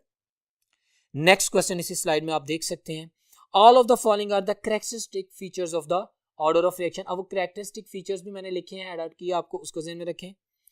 कहता है it can be zero, fractional और negative, it is associated with the rate equation, ठीक है। It is determined experimentally, its types are greater than 3, greater than 3। क्या order of reaction 3 से ज्यादा होता है? बिल्कुल नहीं होता। तो यही मेरा आंसर है, इनकरेक्ट स्टेटमेंट है डेल्टा ऑप्शन। अब आप देखेंगे इन तमाम फैक्टर्स को ध्यान में रखते हो आपसे वो किस तरह के क्वेश्चन कर सकेगा। वेल माय डियर स्टूडेंट्स, कुछ और क्वेश्चंस की प्रैक्टिस करते हैं। वेल माय डियर स्टूडेंट, एक और क्वेश्चन आप लोगों के सामने है, स्लाइड पे आप देख सकते हैं। क्वेश्चन की स्टेटमेंट है the rate of the reaction involving ions can be studied by method. Rate of reaction उसको फाइंड आउट करना है इन्वॉल्विंग आयंस, कंडक्टिविटी मेथड। हम इलेक्ट्रिकल कंडक्टर से चेक करेंगे ना। सो ये उसने डिफरेंट मेथड दिए। डिलेटोमेट्रिक मेथड नहीं सर, वो तो वॉल्यूम चेंज से होता है। रिफ्रैक्टोमेट्रिक भी नहीं है हमारे पास। Charlie option is my answer, electrical conductivity से हम करेंगे। वेल माय डियर स्टूडेंट्स, यहाँ से आपको अंदाजा होता है कि हमारे पास एमडीकैट के क्वेश्चन किस तरह आते हैं। अब हम मजीद डिटेल्स की तरफ बढ़ते हैं नेक्स्ट बोर्ड पे। वेल माय डियर स्टूडेंट्स, अभी हम बात करेंगे एक्टिवेशन एनर्जी के बारे में, जो कि आज के हमारे एमडीकैट के सिलेबस के रिमेनिंग टॉपिक्स में से बहुत इंटरेस्टिंग टॉपिक है। What is activation energy? जब भी कोई केमिकल रिएक्शन होता है, हम रिएक्शन काइनेटिक्स पढ़ रहे हैं ना, तो रिएक्टेंट और रिएक्टेंट्स आपस में मिलते हैं, प्रोडक्ट्स बनाते हैं, या products reverse back into the reactant होते हैं। दोनों सूरतों में हमारे पास इन रिएक्टेंट्स को प्रोडक्ट में कन्वर्ट होने के लिए या प्रोडक्ट को convert back into the reactant होने के लिए एक बैरियर क्रॉस करना पड़ता है, दैट इज एनर्जी बैरियर। अगर वो ना हो तो कोई भी चीज किसी भी वक्त किसी भी फॉर्म में कन्वर्ट हो सकती है। तो रिएक्शन होता ही तब है जब एक खास एनर्जी बैरियर को क्रॉस किया जाता है। That energy barrier is called as activation energy. Simple way में बताया, आप इसकी डेफिनेशन पे जाते हैं, आप सामने देख सकते हैं। Energy of the activation, minimum amount of energy required to convert the reactants into the products। वो certain amount of energy जो reactant को लाजमी चाहिए होती है, चाहे वो किसी भी तरीके से प्रोवाइड की जाए, by increasing temperature, by pressure etc। कोई कैटालिस्ट को यूज किया जाए, अभी कैटालिस्ट की तरफ बाद में आते हैं कि वो एक्टिवेशन एनर्जी के साथ क्या करता है। बहरहाल एक्टिवेशन एनर्जी रिक्वायर्ड होती है जिसकी बेसिस पे हम आगे चलते हैं। वॉच दिस, हमारे पास ये डिफाइन कर दिया मैंने। ये ग्राफ्स देखें जरा, बाद में उसकी डिस्क्रिप्शन की तरफ आते हैं। ये मैंने दो तरह के रिएक्शंस आपके सामने प्रेजेंट किए हैं। आप जानते हैं कि केमिकल रिएक्शंस दो तरह के होते हैं, एंडोथर्मिक भी होते हैं, एक्सोथर्मिक भी होते हैं। एंडोथर्मिक वो रिएक्शंस होते हैं जिनको होने के लिए एनर्जी रिक्वायर्ड होती है। एक्सोथर्मिक रिएक्शंस वो होते हैं जो रिएक्शन होते हैं और एनर्जी रिलीज होती है। चाहे एनर्जी रिलीज होती है, चाहे एक्सोथर्मिक रिएक्शन में प्रोडक्ट की एनर्जी रिएक्टेंट से कम होती है, लेकिन फिर भी रिएक्टेंट्स को एक बैरियर क्रॉस करना पड़ता है। यू कैन सी दैट अगर मैं यहाँ पे एक्सोथर्मिक रिएक्शंस की बात करूं, ये मेरे पास रिएक्टेंट है जिनकी एनर्जी हाई है, ये मेरे पास प्रोडक्ट्स है जिनकी एनर्जी लोअर है। बट ऐसा नहीं कि रिएक्टेंट डायरेक्टली प्रोडक्ट में कन्वर्ट हो रहे हैं, ऐसा बिल्कुल नहीं होता। हमारे पास रिएक्टेंट्स आपस में मिलके एक हाई एनर्जी स्टेट को अचीव करते हैं। वहां पे उनकी ट्रांजिशन स्टेट, जिसे हम एक्टिवेटेड कॉम्प्लेक्स भी कहते हैं, वो बनती है और उसके बाद वो प्रोडक्ट में कन्वर्ट होते हैं। बिल्कुल इसी तरह एंडोथर्मिक रिएक्शंस में हमारे पास प्रोडक्ट की एनर्जी ज्यादा है, रिएक्टेंट की कम है, लेकिन इस एनर्जी बैरियर्स को क्रॉस करने के बाद ही आता है। अब ये जो एक्टिवेशन एनर्जी है ना, इसके कॉन्सेप्ट को समझने के लिए हमें कोलिजन थ्योरी का पता होना चाहिए। Watch this, concept of the activation energy is derived from the collision theory of the reaction rates। what is collision theory? collisions यानी टकराव किसका? रिएक्टेंट के मॉलिक्यूल्स का, ताकि प्रोडक्ट बनाए। बेतहाशा कोलिजन्स होते हैं, लेकिन हर कोलिजन इफेक्टिव नहीं होता। जैसे कि मैंने लेक्चर में पहले भी बात की थी, आप अंडरस्टैंड करते हैं हमारे पास ये दो चीजें रिक्वायर्ड होती हैं जिसको एक्सप्लेन करती है कोलिजन थ्योरी। इसमें एक ट्रांजिशन स्टेट थ्योरी भी होती है। ट्रांजिशन स्टेट थ्योरी जो है बात करती है एक्टिवेटेड कॉम्प्लेक्स यानी ट्रांजिशन स्टेट के बारे में। अब ट्रांजिशन स्टेट कब आती है? कोलिजन के नतीजे में। सो ट्रांजिशन स्टेट थ्योरी की एक्सप्लेनेशन भी कोलिजन थ्योरी पे बेस करती है, जो कि ओरिजिनल थ्योरी है जिसको मैं माइनर एक्सप्लेन कर रहा हूं। हमारे पास जो कोलिजन थ्योरी है वो 2 स्टेप्स पे बेस कर रही है। इन फ्रंट ऑफ यू अब देखें, पहला है कि effective collision is must for the reaction. अब इफेक्टिव कोलिजन क्या है? मॉलिक्यूल्स टकराएंगे, हाँ, लेकिन वो टकराव कैसा होना चाहिए कि रिएक्टेंट्स प्रोडक्ट्स में कन्वर्ट हों। वॉच दिस, हमारे पास proper orientation of the two reacting molecules होनी चाहिए, डायरेक्शन सही जगह पे, टारगेटिंग हो, रिएक्शन हो, प्रोडक्ट बने। फिर उसके बाद ये है energy of the reacting molecules for the effective collision. अब टकराव तो हो सकता है, कोलिजन तो हो सकता है दो मॉलिक्यूल्स का, लेकिन उतनी एनर्जी नहीं है। उस इफेक्टिविटी को अचीव करने के लिए खास अमाउंट ऑफ एनर्जी लाजमी होनी चाहिए उस कोलिजन में। सो कोलिजन थ्योरी कहती है एक तो ओरिएंटेशन होनी चाहिए, डायरेक्शन होनी चाहिए प्रॉपर, जहां पे स्ट्राइकिंग हो, जो कि जहां पे एक्टिवेटेड कॉम्प्लेक्स बन सके, वहां पे जाके मॉलिक्यूल स्ट्राइक करें, उस लोकेशन पे जाके स्ट्राइक करें, प्लस उस टकराने वाले जो दो मॉलिक्यूल्स हैं उनकी एनर्जी इतनी ज्यादा हो कि हमारे पास एक्टिवेटेड कॉम्प्लेक्स बन सके। सो ये आपके पास एक्टिवेशन एनर्जी। अब ये ग्राफ में देखें कि दिस अमाउंट ऑफ एनर्जी जो रिएक्टेंट को प्रोडक्ट में कन्वर्ट होने के लिए इस बैरियर को क्रॉस करना पड़ता है। इसमें भी देखें, ये मेरे पास एंडोथर्मिक रिएक्शंस हैं, प्रोडक्ट की एनर्जी ज्यादा है, रिएक्टेंट को बिग अमाउंट ऑफ एनर्जी चाहिए उस बैरियर को क्रॉस करने के लिए। अच्छा, ये तो सिंपल डिस्क्रिप्शन होगी। एमडी कैट है, क्वेश्चंस किस तरह आ सकते हैं? ये जो दो मैंने एक्सप्रेशंस दी हैं आपके सामने, ग्राफिकल फॉर्म है जिसमें energy axis and definitely reaction coordinates को आपके सामने प्रेजेंट किया है। ये तो सिंपल बात आप कर लेंगे। एक्सोथर्मिक एंडोथर्मिक आपको पता है। क्वेश्चन क्या करता है, जरा फोकस करें एमडी कैट का क्वेश्चन। वो कहता है बताओ activation energy for exothermic reactions reversible reaction की ज्यादा होती है कि फॉरवर्ड रिएक्शन की? ये क्वेश्चन एमडी कैट का। Very simple, watch this students. मैं एक्सोथर्मिक रिएक्शन को देखता हूं, मुझे पता होगा प्रोडक्ट की एनर्जी कम है, एनर्जी रिलीज होगी ना रिएक्टेंट्स में, रिएक्टेंट की ज्यादा है।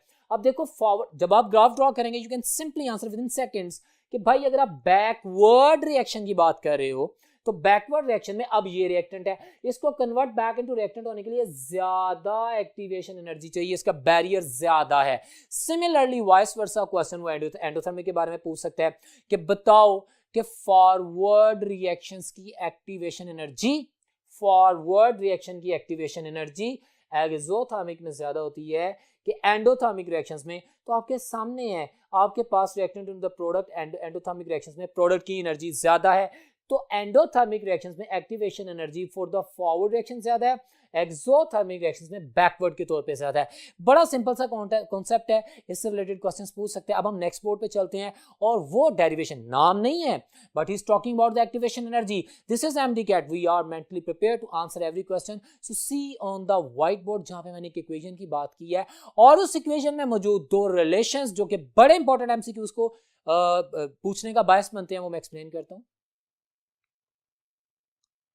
माय डियर स्टूडेंट्स, आप देख सकते हैं मैंने आर्हेनियस इक्वेशन लिखी है। आई am not talking about it's derivation, मैंने सिंपल उसका कंक्लूजन लिखा है। वॉच दिस, मैंने आर्हेनियस इक्वेशन लिखी है, K is the rate constant, A is the Arrhenius constant, natural log है E, और EA ये फैक्टर काउंट करना है, एक्टिवेशन एनर्जी और टेम्परेचर।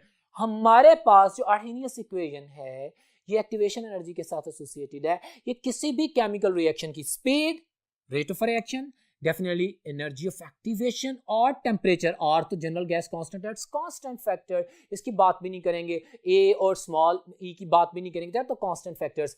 हमारे पास वेरिएबल है, it's a relationship between the rate of reaction, activation energy and temperature. अच्छा, इसमें से मैंने कंक्लूसिव बात निकाली है जो कि MDCAT के क्वेश्चन में पूछी जाती है। आप जरा गौर देखें, इस इक्वेशन के मुताबिक हमारे पास जो रेट ऑफ रिएक्शन है, जो भी रिएक्शन कांस्टेंट है, that is directly proportional to minus EA। Exactly minus EA आप डायरेक्ट रिलेशन में देखते हैं। क्वेश्चन पूछ लेता है, बताओ एक्टिवेशन एनर्जी ज्यादा होगी तो रिएक्शन का जो रेट है वो ज्यादा होगा कि कम होगा? अगर तो आप इस बात पे फोकस करेंगे कि K is directly proportional to minus EA, और इसका मतलब है 1/EA। ये रिलेशनशिप डायरेक्ट नहीं है, इनफैक्ट ये रिलेशन इनडायरेक्ट है। इसका मतलब है कि जितनी ज्यादा एक्टिवेशन एनर्जी होगी, बैरियर जितना ज्यादा होगा, रेट ऑफ रिएक्शन उतना स्लो हो जाएगा, हमारे पास प्रोडक्शन कम आएगी। सो इनवर्स रिलेशन का प्रूफ किया बिल्कुल इसी तरह। बाय इंक्रीजिंग टेम्परेचर हमारे पास रेट ऑफ रिएक्शन स्लो होता है कि ज्यादा होता है, रिएक्शन स्पीड से होता है कि कम होता है। भाई ये बात तो हम कॉमनली जानते हैं कि जितना टेम्परेचर इंक्रीज करते हैं, काइनेटिक एनर्जी इंक्रीज करती है। टेम्परेचर इंक्रीज करने से एक्टिवेशन एनर्जी कम या ज्यादा नहीं होती। किसी भी केमिकल रिएक्शन की जो भी एक्टिवेशन एनर्जी है वो टेम्परेचर इंक्रीज या डिक्रीज करने से कम नहीं होती। बस एक काम होता है कि हमारे पास टेम्परेचर इंक्रीज करने से kinetic energy of the molecules which are going to react वो इंक्रीज हो जाती है। वो मॉलिक्यूल यानी रिएक्टेंट वो अपर एनर्जी पे चले जाते हैं। जब वो अपर एनर्जी पे जाते हैं तो डेफिनेटली बैरियर का डिस्टेंस शॉर्टन हो जाता है और रिएक्शन स्पीड से हो जाता है, लेकिन एक्टिवेशन एनर्जी डिस्टर्ब नहीं होती। हाँ, रेट ऑफ रिएक्शन इसलिए इंक्रीज करता है कि रिलेशन के मुताबिक -1/T है, इट्स इक्वल टू T, यानी डायरेक्ट रिलेशन है। By increasing temperature you are increasing the rate of reaction according to the logical expression of the Arrhenius equation you are going to answer. But important point ये था my dear students की activation energy effect नहीं होती। इसको मैं मजीद explain करता हूं। सी on the reverse white board you can see that अगर मैं लेट्स सपोज अगर मैं टेम्परेचर इंक्रीज करता हूं, भाई एक्टिवेशन एनर्जी का स्टैंडर्ड तो यही रहेगा, एनर्जी लेवल तो यही रहेगा, बट मेरे पास रिएक्टेंट्स की एनर्जी और डेफिनेटली सिस्टम में प्रोडक्ट्स की एनर्जी भी, इन दोनों यूनिट्स की किनेटिक एनर्जी, इनकी एनर्जी इंक्रीज करेगी ना, ये वहां पे रहेगा। लेट्स सपोज ये आर उठ के यहाँ पे आ जाता है तो बैरियर कम हो गया। इस बैरियर के कम होने की वजह से रिएक्टेंट जल्दी प्रोडक्ट्स में कन्वर्ट हो जाएंगी, एंड सिमिलरली वाइस वर्सा मेरे पास product convert easily into the reactants. Clear है? बिल्कुल ये सिनेरियो यहाँ पे अप्लाई करें, लेकिन दोनों सूरतों में हमारे पास एक्टिवेटेड कॉम्प्लेक्स बनने के लिए दो रिएक्टेंट्स को जो एनर्जी चाहिए वो कांस्टेंट रहती है। ठीक है, तो ये फैक्टर आपने ज़हन में रखना है। अब इसी बोर्ड पे आप देखें, इसको मैं एक्सप्लेन कर रहा हूँ। अब ये आपके सामने मैंने दो एक्सप्रेशन आर्हेनियस इक्वेशन से निकाल के एक्सप्लेन की हैं सो दैट यू कैन अंडरस्टैंड। अब एक और बात, हम बात करते हैं कैटालिस्ट की। उस वो तमाम रिएक्शंस कैटालिसिस के मैंने डिफाइन कर दिया है। The process of increasing the rate of a chemical reaction by using a catalyst, this is called as catalysis. What is catalyst? Simple definitions हैं, आप जानते हैं। कैटालिस्ट क्या है?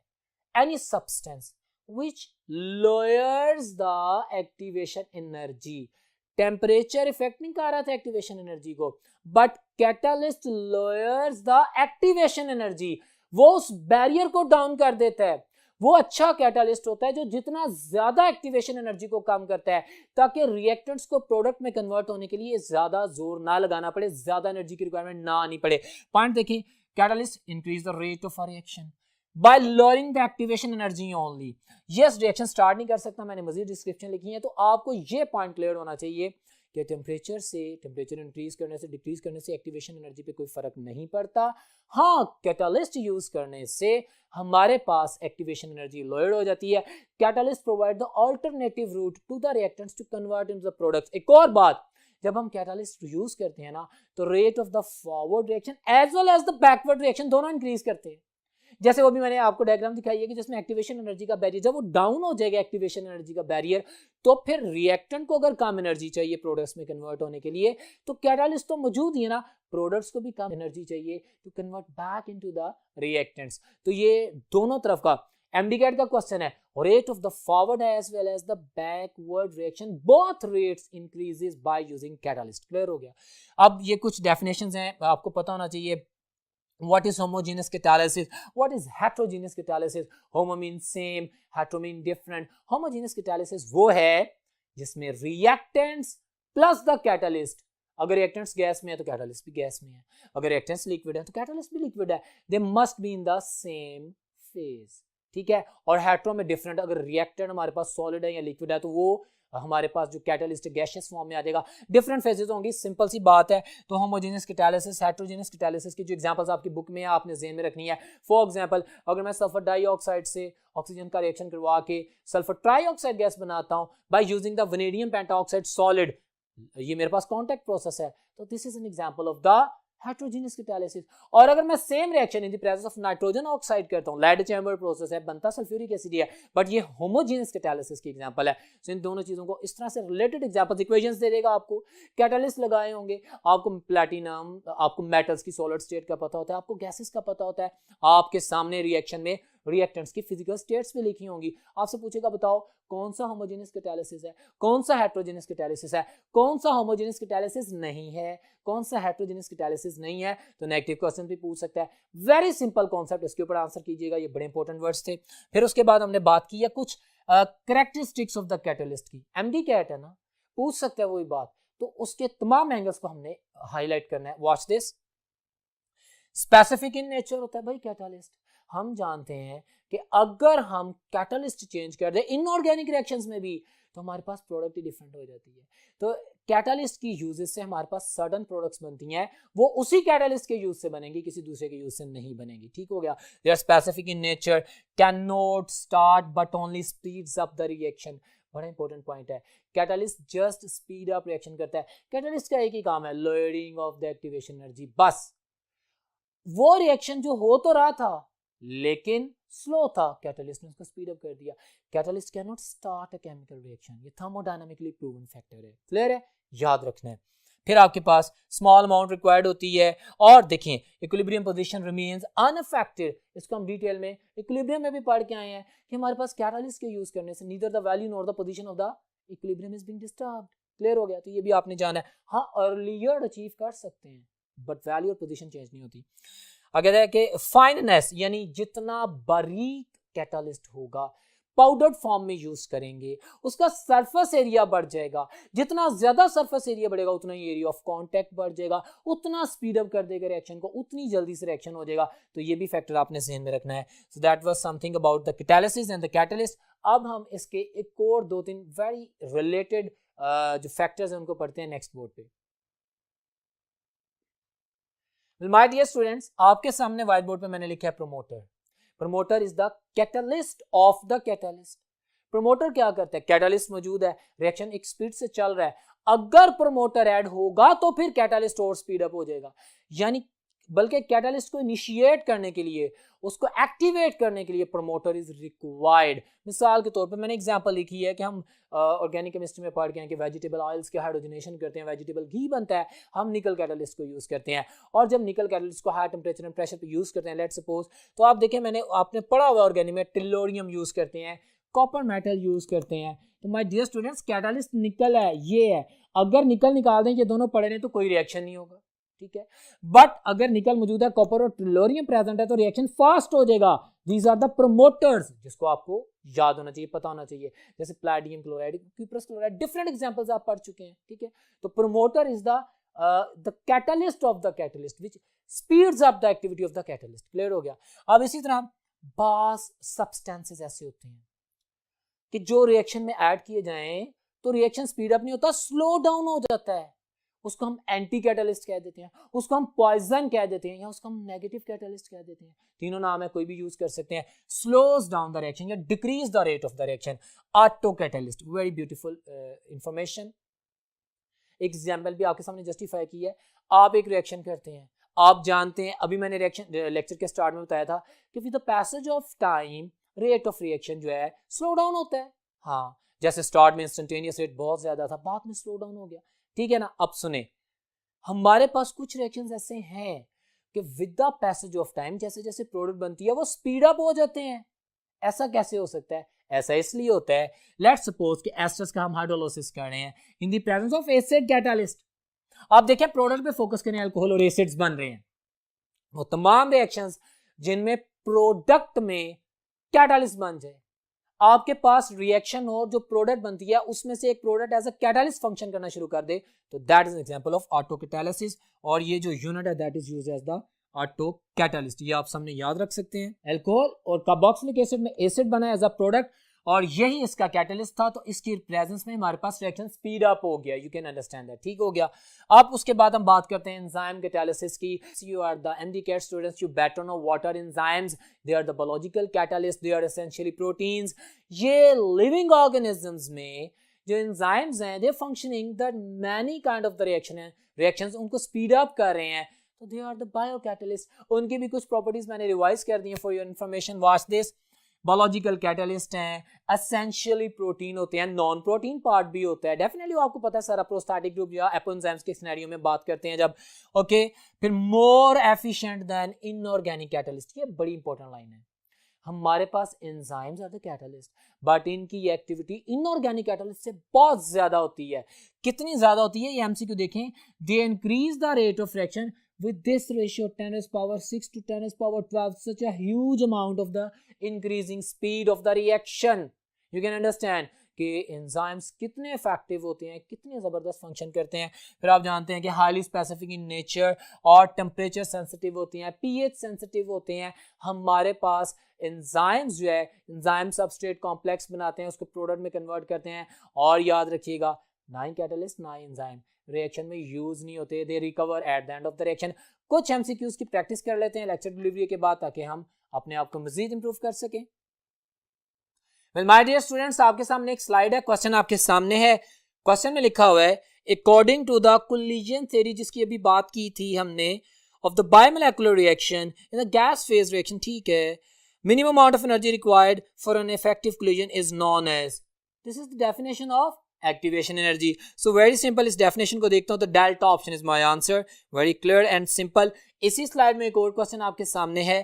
क्वेश्चन है the rate of reaction, option A में कहते हैं increase as the reaction proceed, okay. Option B में कहता है कि remains the same as the reaction proceeds, एक मिनट। सी में कहता है decrease as the reaction proceed normally, charlie option is my answer. अभी मैंने ये बोला था कि जैसे जैसे रिएक्शन प्रोसीड करता है, ऑटो कैटालिसिस की एग्जांपल के अलावा रिएक्शन स्लो डाउन होता है। So Charlie option is my answer. एक और क्वेश्चन आपके सामने माय डियर स्टूडेंट्स, क्वेश्चन आप देख सकते हैं, स्लाइड आपके सामने है। It is experimentally found that catalyst is used to, catalyst का फंक्शन पूछ लिया, वो तमाम पॉइंट्स मैंने आपको एलैबोरेट किए हैं। वो कहते हैं catalyst is used to, option A में कहता है lower the activation energy, exactly यही आंसर है, लेकिन मैं बाकी भी देख लेता हूँ। वो कहता है कि इंक्रीज द एक्टिवेशन एनर्जी नहीं है, लोअर द पीएच बिल्कुल irrelevant, and decrease the temperature of the बिल्कुल irrelevant, alpha option is my answer. The function of the catalyst is just to increase the speed of reaction by lowering its activation energy, alpha answer है। इसी slide में एक और question आपके सामने है students, कहते हैं in some reaction a product formed act as a catalyst, और कहते हैं the phenomenon is called as autocatalysis. अभी बोला है आपके सामने। सो मेरे पास autocatalysis, delta option is my answer.